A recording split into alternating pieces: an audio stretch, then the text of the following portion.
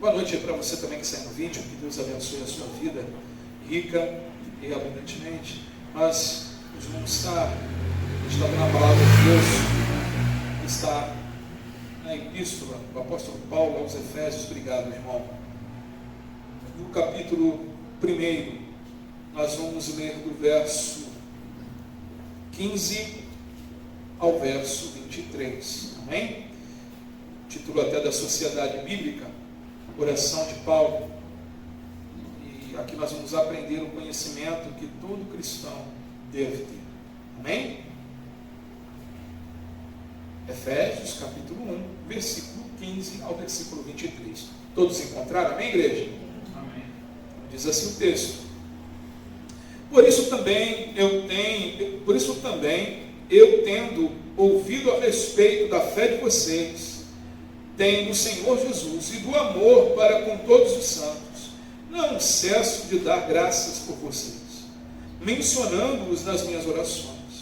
Peço ao Deus de nosso Senhor Jesus Cristo, o Pai da glória, que conceda a vocês espírito de sabedoria e de revelação, no pleno conhecimento dele. Peço que ele ilumine os olhos do coração de vocês, para que saibam qual é a esperança da vocação de vocês, qual é a riqueza da glória da sua herança nos santos, e qual é a suprema grandeza do seu poder sobre nós, os que cremos, segundo a eficácia da força do seu poder. Ele exerceu esse poder em Cristo, ressuscitando-o dentre os mortos e fazendo-o assentar à sua direita nas regiões celestiais, acima de todo principado, potestade, poder, domínio e de todo nome que se possa mencionar, não só no presente século, mas também no vindouro. Deus sujeitou todas as coisas debaixo dos pés de Cristo, e para ser o cabeça sobre todas as coisas, o deu à igreja, a qual é o seu corpo, a plenitude daquele que a tudo enche em todas as coisas. Oremos. Pai querido e amado, gracioso é o teu santo e poderoso nome. Senhor, eu te peço mais uma noite, tomai a minha vida em tuas mãos.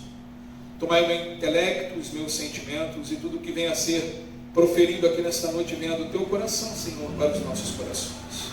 O Senhor ilumine as nossas mentes para que venhamos ter a compreensão, ó Deus, de tudo aquilo que o Senhor quer ministrar aos nossos corações. E que esta palavra venha frutificar em nossos corações, para que possamos, ó Pai, também compartilhar com outras pessoas desta mesma palavra, e assim também edificando essas vidas. Ó Santo Deus, toma em tuas mãos os nossos irmãos que estão no Brasil e no mundo afora, pregando sua palavra. Continua, Senhor, sustentando com as tuas mãos poderosas. Continua, Senhor, movendo, Senhor, e que o seu santo evangelho, seu evangelho genuíno, seja propagado aos quatro cantos desta terra. É o que nós lhe pedimos, Senhor, em nome do seu Filho amado, nosso Senhor Jesus Cristo. Todos digam amém? Amém. Amém, graças a Deus. Podem se sentar, meus queridos. Deixa eu beber um golinho d'água aqui.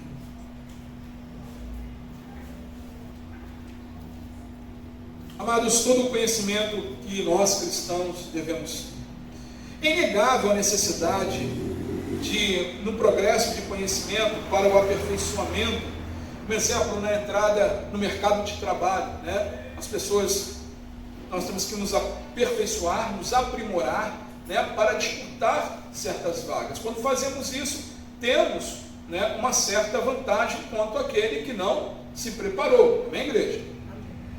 No entanto, há um conhecimento sublime que tem sido desprezado por muitos cristãos e que deve ser buscado por todos. Tal conhecimento é descrito por Paulo nesta carta. Quando Paulo escreveu essa epístola, ele tinha como objetivo demonstrar para aqueles irmãos como poderiam ser a igreja gloriosa de Deus na cidade de Éfeso. Amados, a cidade de Éfeso, a mais importante da Ásia Menor, que era caracterizada pela prosperidade, mas também pela prosperidade financeira, mas também pela extrema idolatria. Lá na cidade da deusa Diana, eles também estavam ali adorando o imperador romano. Era uma cidade cheia de ocultismo e prostituição. E como a igreja poderia fazer a diferença naquele contexto, naquele lugar, naquela circunstância. Portanto, Paulo faz uma série de exortações nessa sessão especial, e ele consta o registro de sua oração em favor dos seus leitores. Paulo está aqui motivando aquela igreja a continuar sendo fiel, firme, em meio a todas essas circunstâncias que não é muito diferente dos dias em que vivemos. Amém, irmãos? Dentre algumas coisas mencionadas nessa oração que o apóstolo Paulo estava pedindo em favor dos Efésios, está o clamor para que as pessoas fossem abençoadas com o conhecimento. Jesus mesmo nos fala: e conhecereis a verdade vos libertará. João 8,32. Então a verdade, a palavra de Deus, ela liberta o nosso conhecimento, ela liberta os nossos corações, ela nos dá poder para ir além. É o que nós vamos entender aqui. Aqui nessa carta que nós acabamos de ler, em Efésios capítulo 1, versículo 17, diz: peço a Deus nosso Senhor, Jesus Cristo, o Pai da glória, que conceda a vocês espírito de sabedoria e de revelação, e no pleno conhecimento dele. Mas que conhecimento é esse que o apóstolo Paulo se refere? A resposta, irmãos, está nos versos 18 e 19. Ele diz o seguinte aqui, nós vamos estar um pouco mais trabalhando nesses versos, mas podemos ler novamente. Ele diz aqui no versículo 18 e 19: peço que ele ilumine os olhos do coração de vocês, para que saibam qual é a esperança da vocação de vocês, qual é a riqueza da glória da sua herança nos santos, e qual a suprema grandeza do seu poder sobre nós, os que cremos, segundo a eficácia da força do seu poder. Esse deveria ser o conhecimento daqueles irmãos. Esse deve ser o mesmo conhecimento para nós e para cada cristão nos dias de hoje. Então, queridos, o que primeiro nos chama a atenção nessa oração do apóstolo Paulo, aqui no versículo 18, ele fala sobre a esperança da vocação. Amados, todo cristão é vocacionado, amém? E essa vocação ela é comum a todos nós. Que vocação é essa? A vocação de anunciar o Evangelho de Cristo Jesus. Todos nós fomos chamados por Cristo Jesus. O Senhor te chamou, o Senhor nos chamou, nos libertou das nossas trevas. Ele nos vocacionou para sermos salvos.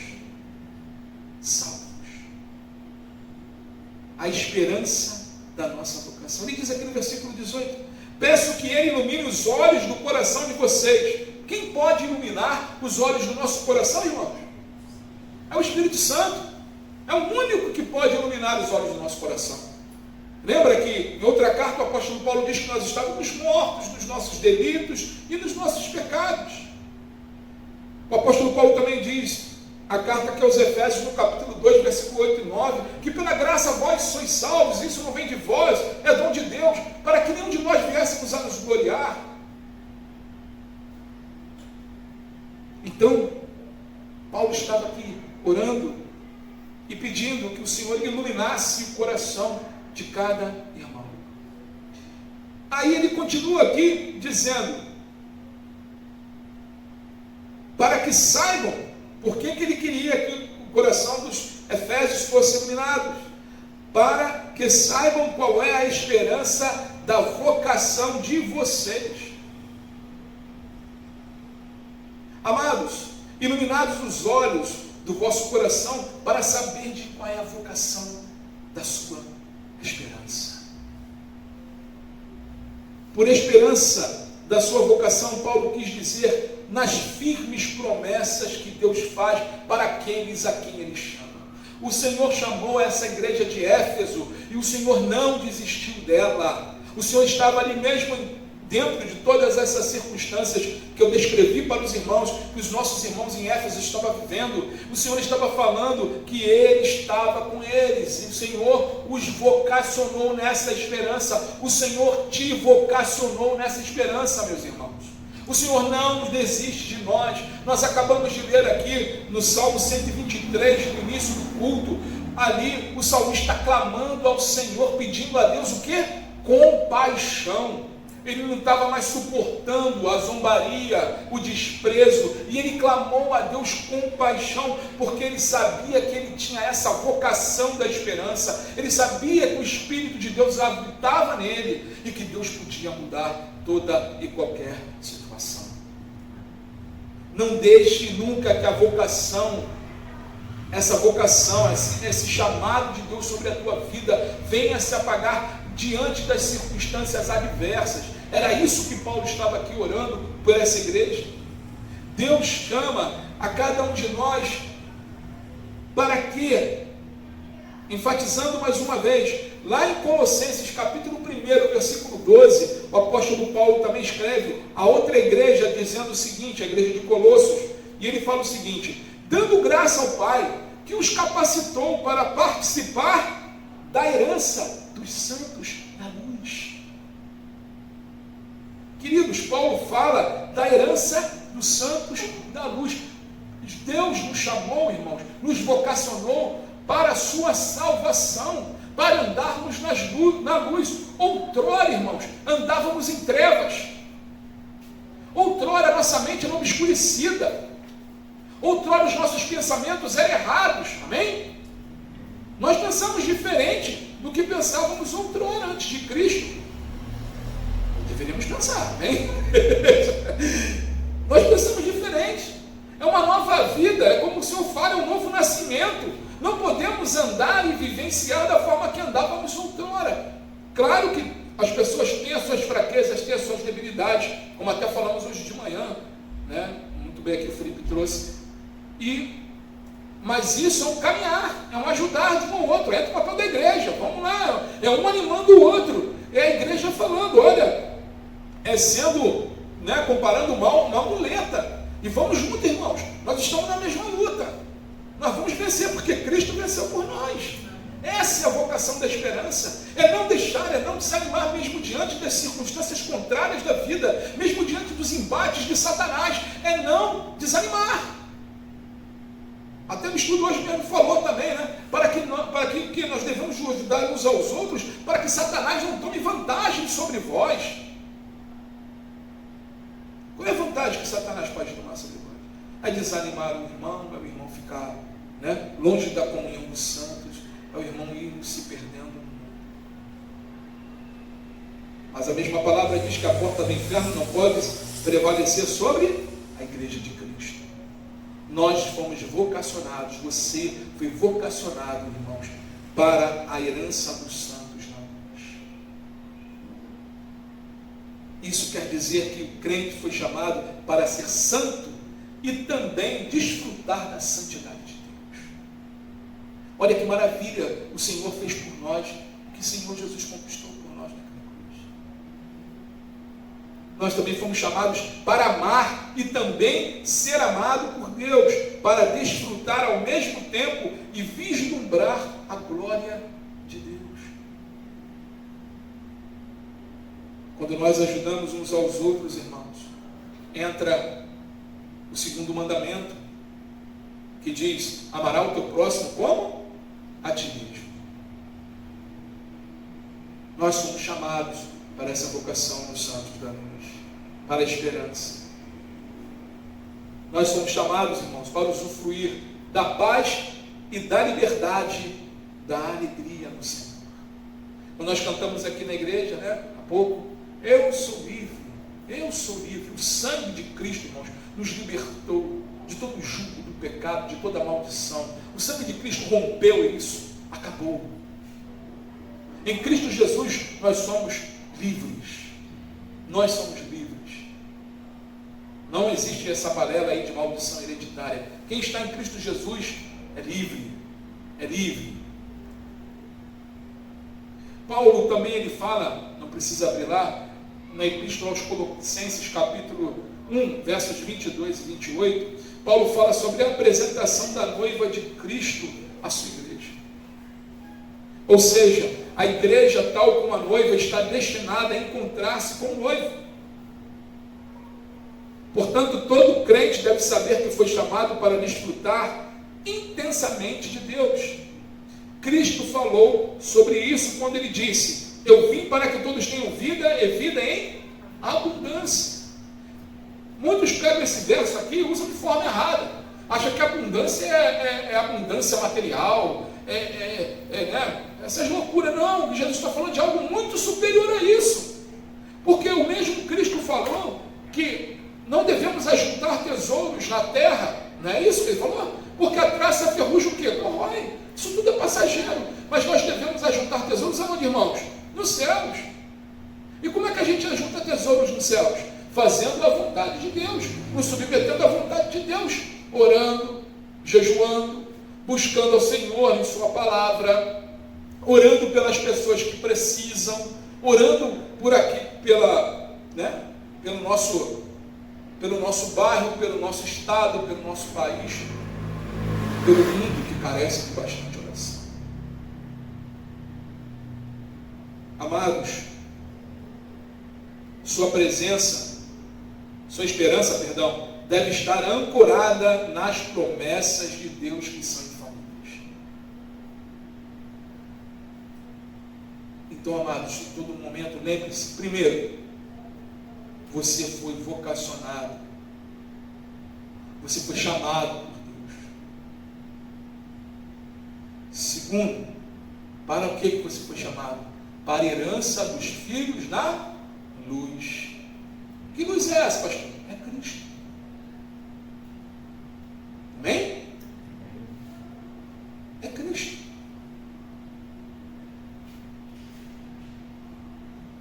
E aqui o Senhor nos chama para aprofundarmos nesse conhecimento.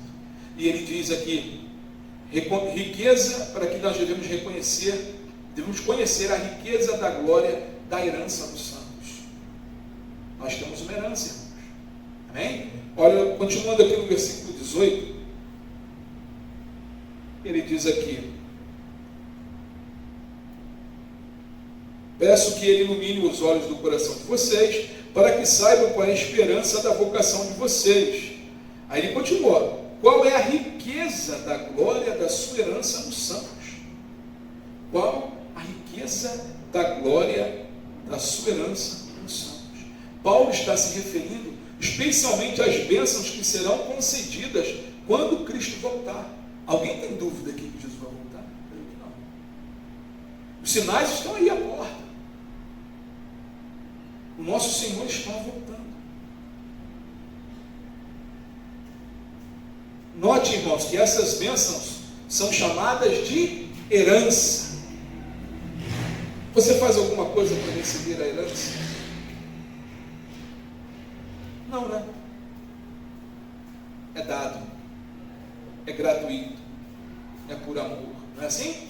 Nós recebemos algo que, quando recebemos herança, algo que familiares, pais conquistaram, né? E aquilo veio para nós, amém? Se bem que o governo quer essa pessoa aí, mais imposto aí, né? Mas isso é outra história. Mas você recebe. Então Paulo ele fala aqui sobre a herança, exatamente porque os dons da graça de Deus jamais poderão ser tomados. O Senhor, irmãos, ele dá de coração. Nós temos que buscar a todo momento, irmãos, e nos entregar, porque essa herança o Senhor nos faz conforme a imagem de seu Filho, nosso Senhor. Lá em Filipenses capítulo 3, versículo 20 e versículo 21 diz o seguinte: pois a nossa pátria está nos céus, de onde também aguardamos o Salvador, o Senhor Jesus Cristo, o qual transformará o nosso corpo de humilhação para ser igual ao corpo da sua glória. Amados, a bênção que nos aguarda pode ser resumida em sermos semelhantes a Cristo ressuscitado.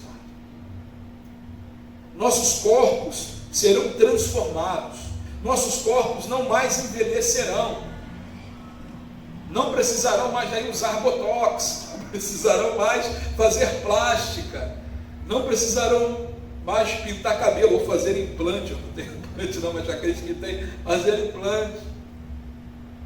A doença não nos alcançará mais, a morte não terá mais poder sobre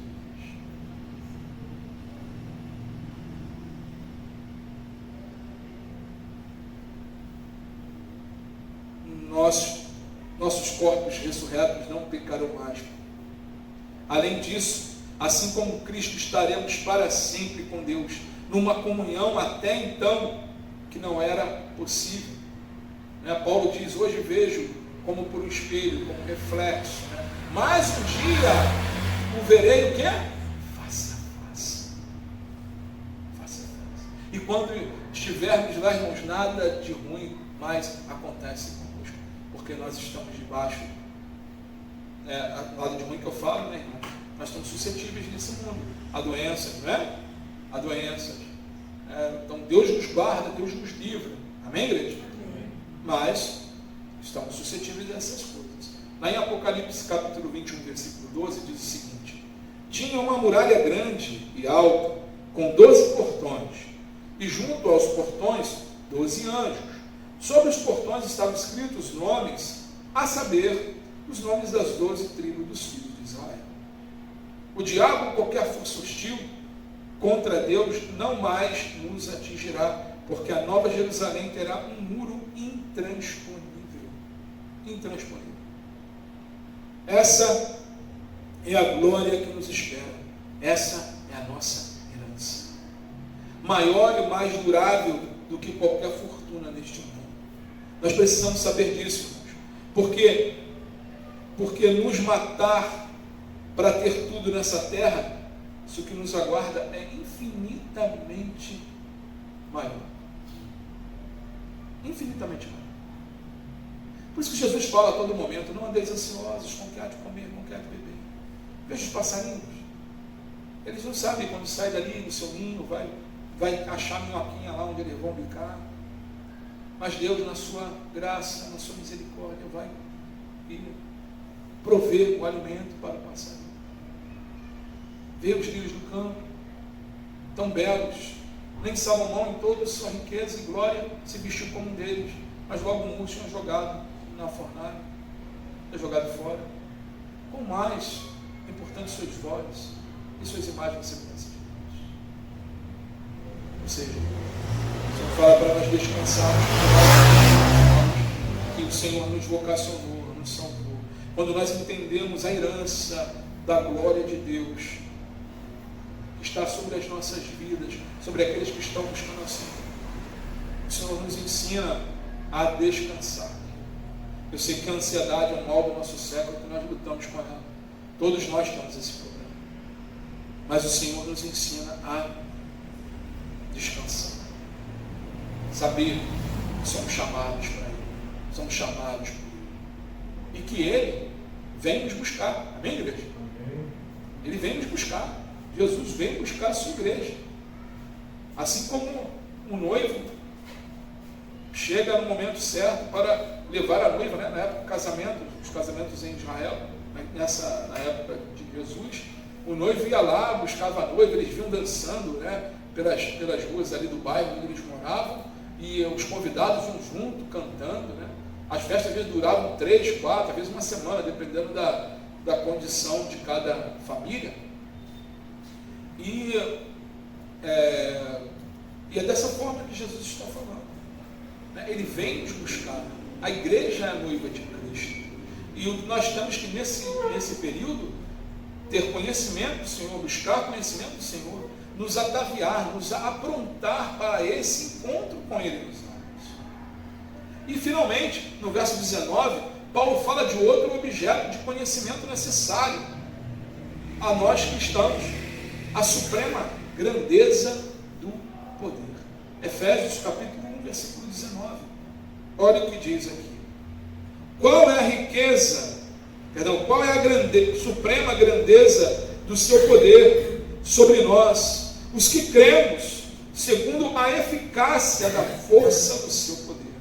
Qual é a grandeza, qual é a suprema grandeza do seu poder sobre nós, os que cremos. Sobre nós, os que cremos, segundo a eficácia do seu poder. Quando nós notamos aqui que Paulo ele dá uma ênfase, e ele fala assim, qual é a suprema grandeza? Né? Ele usa aqui uma hipérbole, né? Ele bota aqui no máximo possível, né? A suprema grandeza do seu poder para com os que cremos. Lembrando sempre, irmãos, o contexto que os efésios estavam vivendo, né? Perseguição, o contexto lá das pessoas estarem adorando aos ídolos, e tudo isso ali, né? Eles enfrentando todas aquelas situações. E Paulo aqui fala sobre isso, que nosso Deus é mais poderoso do que tudo aquilo que eles estão passando, que eles poderiam vir a passar. Paulo deixa claro que esse poder é exercido somente sobre os cristãos, somente sobre os crentes. Ele fala nesse verso que nós acabamos, nessa parte do verso que nós acabamos de ler, qual é a suprema grandeza do seu poder para com os que cremos. Os que cremos. Mas que poder é esse maravilhoso? Olha o que diz aqui nos versos 20 e 21 de Efésios, capítulo 1, irmãos. Sobre a memorialidade.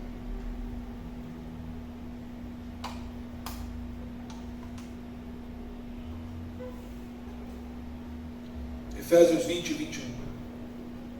E ele exerceu esse poder em Cristo, ressuscitando-o dentre os mortos e fazendo-o assentar à sua direita nas regiões celestiais, acima de todo principado, potestade, poder, domínio e de todo nome que se possa mencionar, não só no presente século, mas também no vindouro. Amados, ele está falando do mesmo poder que levantou Cristo dos mortos. É o mesmo com o qual Cristo foi ressuscitado, por meio do qual Jesus assentou ao lado de Deus para governar todas as coisas em autoridade. É aquele que, mediante o qual ele foi elevado acima de tudo e de todos. Esse mesmo poder é que atua em todos os santos, o Espírito Santo de Deus. Amados, dentro de todo cristão genuíno, há um poder imensurável. Há um poder que nenhum poderio desse mundo pode combater.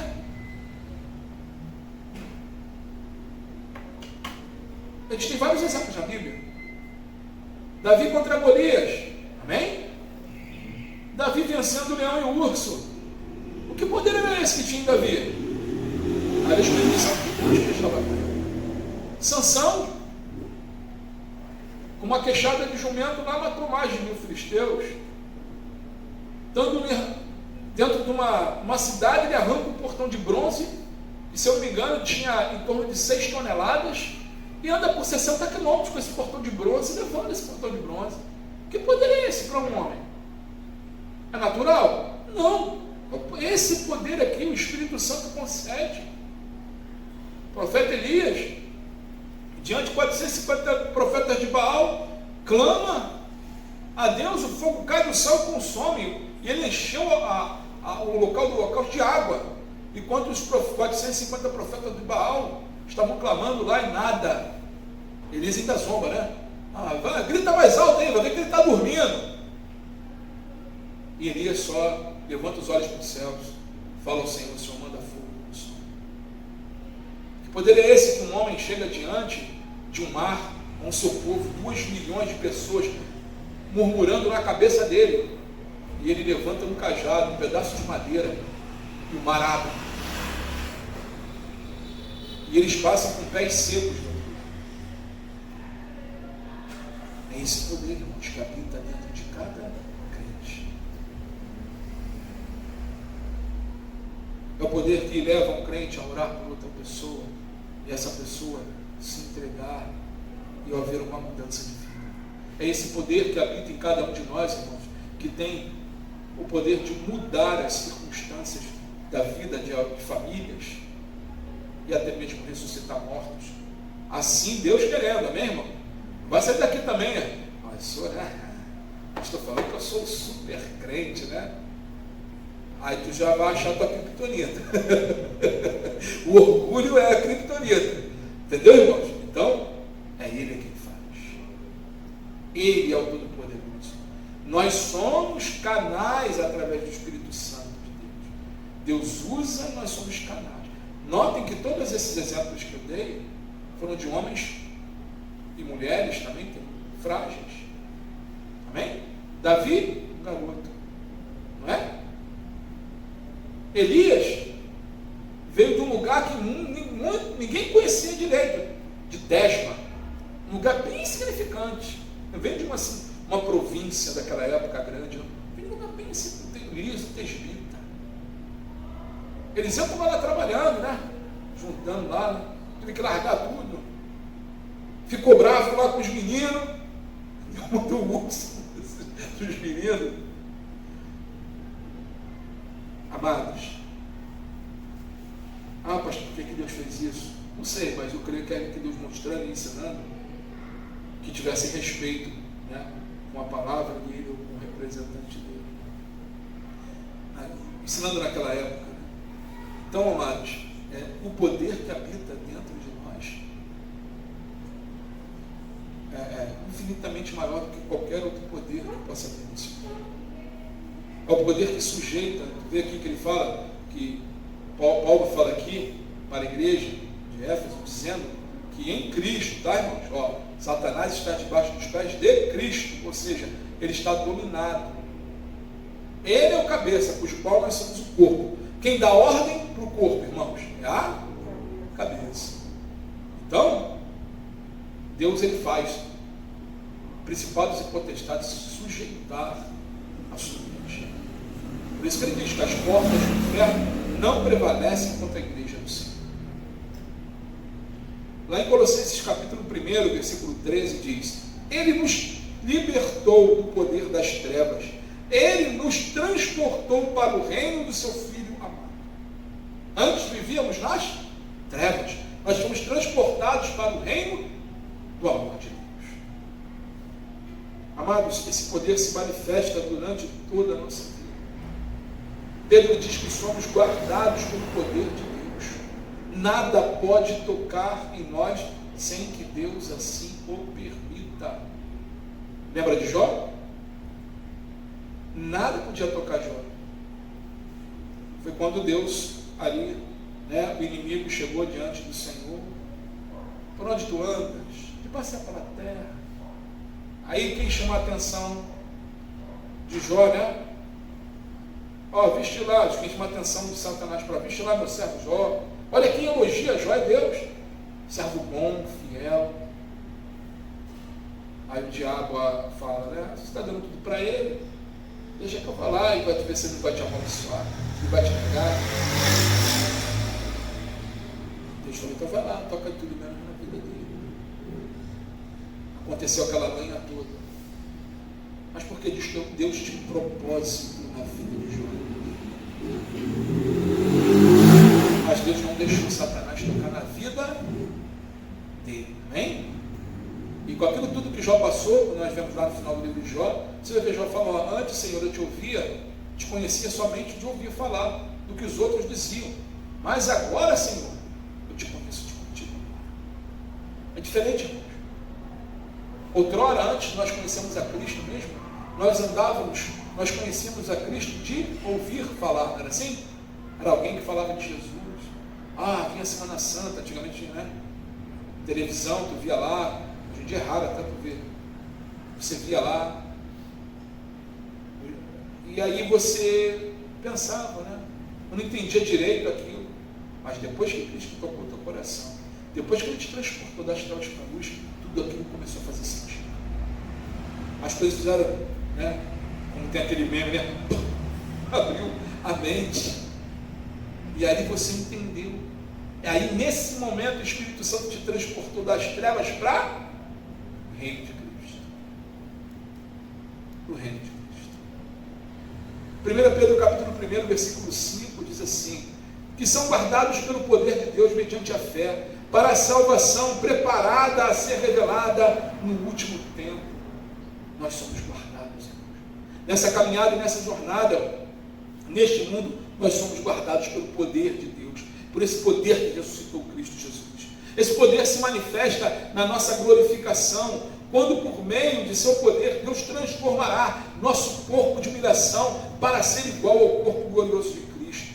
Diz em Filipenses capítulo 3, versículo 21, o qual transformará o nosso corpo de humilhação para ser igual ao corpo da sua glória, segundo a eficácia do poder que ele tem de até subordinar-se a todas as coisas.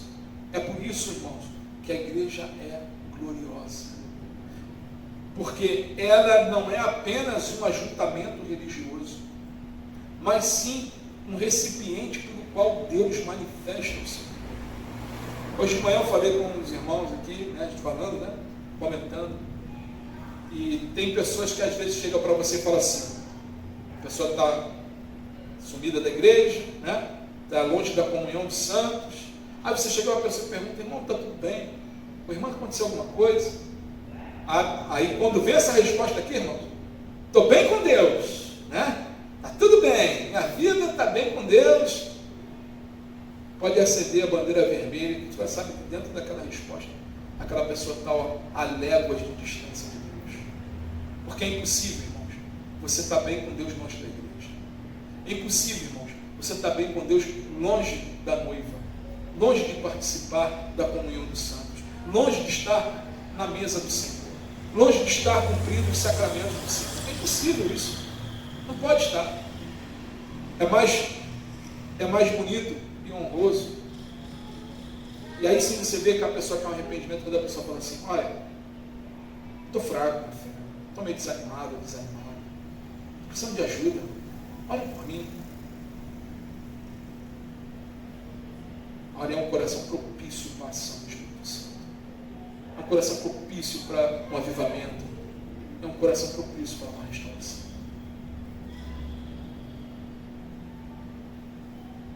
Da mesma forma com que Deus foi até a cada um de nós para nos resgatar, Ele há de nos guardar até o fim e completar a obra que Ele mesmo iniciou. Amados, Deus não desiste do Senhor. Mesmo aqueles que eu falei aqui, eu acabei de comentar aqui, que acendem uma bandeira vermelha, mesmo que eles estão longe, mesmo a pessoa estando mal com Deus, você sabendo isso, a pessoa achando que está bem, uma hora, é só olhar para a Bíblia, uma hora, Deus, por amor, tá, irmãos? Deus desce o cajado. Existem até alguns exemplos hoje de manhã, a gente falando, né? Jonas, Deus deixou Jonas fazer a vontade própria de Jonas. Aonde Jonas foi parar para poder fazer a vontade de Deus, irmão? Na barriga do peixe. Enfrentou a tempestade, foi jogado, engolido pelo peixe, foi vomitado pelo peixe. E aí Jonas sai lá, todo humilhado, vomitado, fedendo, e vai pregar. Deus não existe dos seus. O filho pródigo, na parábola que Jesus conta, o filho pródigo sai de casa, vai embora, pede herança ao pai, e quando ele chega lá, quando tem dinheiro, está bem, acha que está bem com Deus, né? Está ali dinheiro, as pessoas junto, está com dinheiro, está tudo bem na vida, né? Aí, mas quando a coisa aperta, o dinheiro acaba, a saúde acaba, irmãos, ó, o pessoal do mundo mete o pé, as falsas amizades metem o pé. E aí, o que acontece? É Deus provando. Aí Deus permite que esse jovem vá a desejar, passar tanta fome que deseja comer comida de porcos. Aí ele lembra eu vou voltar para casa, pedir perdão para o pai, que pelo menos se meu pai me aceitar como empregado dele, os empregados do meu pai têm o que comer. O que ele reconheceu ali, irmãos? Que ele não merecia ser filho pelo que ele fez. Ele se arrependeu. E quando ele chega diante do pai, o pai está lá no portão olhando, esperando aquele filho. Eu creio que aquele pai ficava ali todos os dias. E aí quando ele viu, o pai foi de encontro a ele. Por que o pai não foi antes? Por que o pai não foi de encontro ao filho para resgatar ele de lá? Porque ele não estava preparado. Então Deus, ele precisou ser moído para entender o que ele tinha deixado, o que ele estava perdendo. E quando ele volta, o pai vai de encontro. E ele fala, ele cai de joelhos diante do pai e fala: Pai, perdoe-me, pequei contra os céus e contra ti. Pai, me aceita pelo menos como um dos seus empregados. Olha a diferença, irmãos, a humildade do jovem que sai batendo no peito: Pai, me dá minha herança, estou indo embora, quero ir embora. A diferença para esse jovem, quando depois de passar por isso tudo, ele volta, se lança aos pés do pai e pede perdão, e dizendo que ele não era merecedor. E o que o pai faz, irmão? O pai restaura. O nosso Deus é maravilhoso, irmão. Ele não desiste de seus. O nosso Deus, o poder que opera no cristão, é um poder que é invencível, é um poder que é indestrutível, é um poder inabalável, é um poder inigualável, é um poder que é eterno. Nada nos separará do amor de Cristo. Nada nos separará do amor de Deus que está em Cristo Jesus. Paulo fala: nem a morte, nem a vida, nem a profundidade, nem a pobreza, nem a riqueza, nada pode nos separar desse amor maravilhoso. Amados, nós devemos ter ciência disso. Todos nós devemos buscar esse conhecimento, nos aprofundar nesse poder, porque Deus quer te iluminar, para iluminar a cada vez, te iluminar mais, para que a cada vez, irmãos, nós possamos iluminar a outros. As pessoas aí fora, irmãos, estão perdidas, estão sem esperança, estão sem saber diferenciar a mão direita da esquerda. Está como nós outrora estivemos, e numa situação ainda mais agravante, porque os dias de hoje são maus, as distrações são imensas para essas pessoas correrem de Cristo. Então, amados, todos nós devemos buscar conhecimento. Paulo, no entanto, nos fala de que tipo de conhecimento ainda mais sublime devemos buscar: o conhecimento da esperança de nossa vocação. Em momento algum estou falando que você não deva buscar o conhecimento natural, tá, irmãos? Se aprimorar, estou falando da importância, só que essa aqui ainda é mais importante, amém? Não falar para alguém, não, o pastor falou que agora não precisa estudar, não. Vou ficar de boa aqui e depender. Não é isso que eu estou falando, não. Eu estou falando que o conhecimento de Deus é superior, amém, igreja? Então o conhecimento de Deus é superior. O conhecimento da esperança da nossa vocação, o conhecimento da riqueza, da glória, da herança dos santos, e o conhecimento da suprema grandeza do poder de Deus que habita em nós. Nós devemos, irmãos, prosseguir em conhecer tais coisas, e esse conhecimento produzirá em nós conteúdo para falar das coisas de Deus. É a vacina, irmãos. Esse conhecimento é a vacina para nos prevenir de todas as heresias. Esse conhecimento, irmãos, nos leva à adoração, à verdadeira adoração a Cristo Jesus, ao Deus que é fiel, ao Deus que é benevolente, ao Deus que é poderoso, ao Deus que é poderoso para fazer infinitamente mais de tudo aquilo que você tem clamado, tudo aquilo que temos pedido, ou mesmo pensamos, assim diz a palavra. Amém, igreja? Amém. Que Deus nos abençoe e nos ajude a todo momento a buscar esses conhecimentos do Senhor, a botar isso como primícias das nossas vidas. Que Deus te abençoe aí no vídeo, e que o Senhor ilumine a tua mente, e que te faça caminhar altaneiramente, porque através do conhecimento de Deus, você pode andar sobre todas as circunstâncias que hoje tentam te parar. Cristo Jesus é a esperança da glória. É Ele. Nele nós somos livres. Continuem firmes, olhando para Cristo, buscando esse conhecimento que transcende qualquer conhecimento deste mundo. Que Deus nos abençoe em nome de Jesus. Vamos orar aqui para encerrar com o pessoal no vídeo, irmãos, e depois vamos nos preparar para a Santa Ceia do Senhor. Pai querido e amado, gracioso é o teu nome. Senhor, nós te pedimos, ajuda-nos. Ajuda-nos a crescer nessa graça e nesse conhecimento. Ajuda-nos, Senhor, a todo momento a buscar mais de Ti. Ajuda-nos, Senhor, a todo momento a entender que dependemos do Senhor e que todas as coisas que passamos operam para o bem daqueles que Te amam, Senhor. Continua conosco, Senhor, movendo em nossos corações, edificando as nossas vidas, e que em todas as coisas, Santo Deus, o Teu nome venha a ser engrandecido. Ajuda-nos a todo momento, a esta igreja, a cada irmão e a cada pessoa que está assistindo esse vídeo. É o que nós lhe pedimos, em nome de Jesus. Todos digam amém? Amém, graças a Deus. Que Deus abençoe a sua vida rica e abundantemente.